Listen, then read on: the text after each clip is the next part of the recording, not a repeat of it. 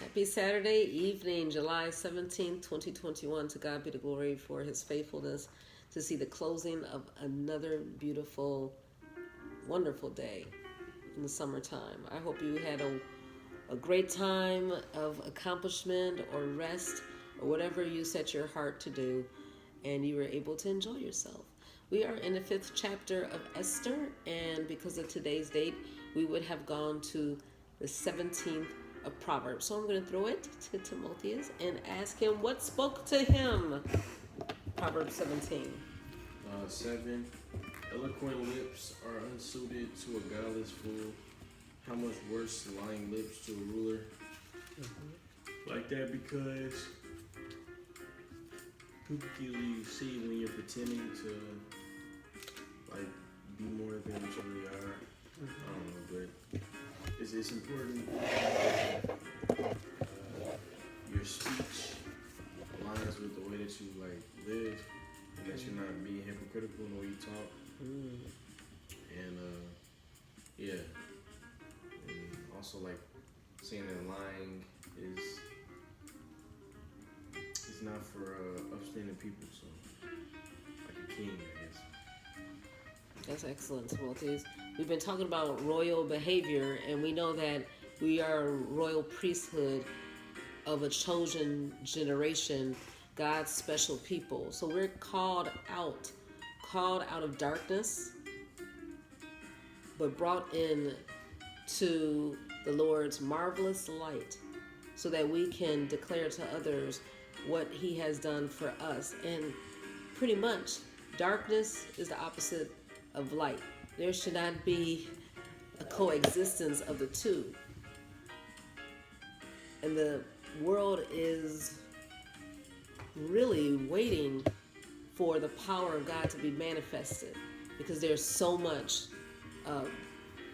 depression and so much sorcery and witchcraft. I asked you that earlier in the week. Do you know of people who are practicing that type of wizardry and black magic? And you said yes. And it's at an all-time high. People don't talk about it, but there are a lot of people who are into that. And I was telling you about a minister before he came into the ministry, that someone cast a spell on him. There was a witch, and she was able to pass him on the streets out on the market, and she grabbed his hand. And later on, he lost his mind. He bit someone's cheek, and he was just out of control. He was berserk at one time, and he threw dishes, and there was blood all over the place. It was the spirit of darkness that was in him, and he was not in control. But this force that was in him was just leading and guiding. So finally, there were 3 people who came up to him. There were 3 old ladies, and they asked, they asked his girlfriend, do you think that we could pray for him? And she said, yeah, I think it should be okay.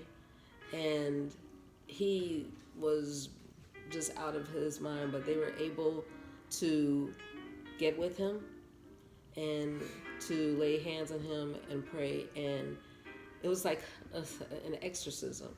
But from there, he was delivered. He was set free from that bondage of darkness. So there's a difference. The world is waiting for deliverance and freedom, because people do not want to be bound by darkness. So thank you so much. In Esther 5, say that you're dealing with some situations that are still dark. You have to do what Esther did. Now, this was the chapter where she approached the king, and she knew the plans of Haman. But she didn't say, Haman's going to do this. He's going to destroy my people. And he's planning on doing this and that. No.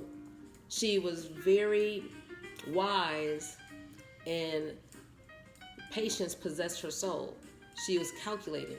She invited Haman and the king to a dinner, and then the king asked, what do you want? Whatever, half the kingdom. She was like, if you could just come again tomorrow, and I will let the request be made known. Come on now, what's your request? The Lord will give you patience in the meantime while people or situations need deliverance. Wait on the Lord, be of courage, and he will strengthen your heart. Wait again, I say on the Lord. The Lord will give you that waiting power. In the meantime, he wants us to trust in him, do well, do good, and we shall dwell in the land. That's right. So the Lord wants us to be that example in the meantime. Don't jump. Don't get ahead of the Lord, but know that he has a plan to prosper. And we just have to rest in the Lord and be patient in him.